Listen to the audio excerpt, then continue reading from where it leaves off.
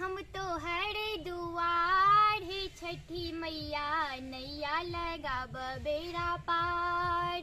एलौ हम तो हरे दुआर हे छठी मैया नैया लगाब बेड़ा पार।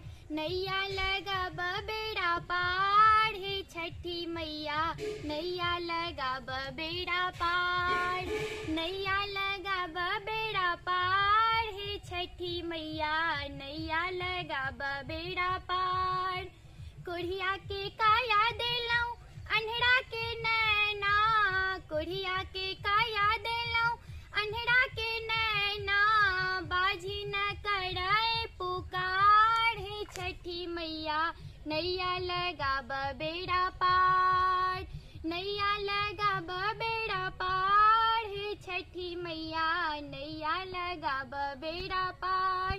बाजिन के पुत्र देलौ निर्धन के धाना, बाजिन के पुत्र देलौ निर्धन के धाना।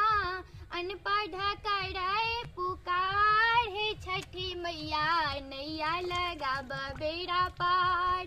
नैया लगाब बेड़ा पार हे छठी मैया नैया लगाब बेड़ा पार।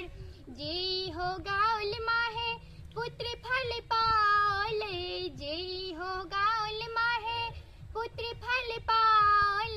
दिया भय वरदान हे छठी मैया नैया लगाब बेड़ा पार। नैया लगाब बेड़ा पार हे छठी मैया नैया लगाब बेड़ा पार। एलौ हम तो हरे दुआर हे छठी मैया नैया लगाब बेड़ा पार। एलौ हम तो हरे दुआर हे छठी मैया नैया लगाब बेड़ा पार।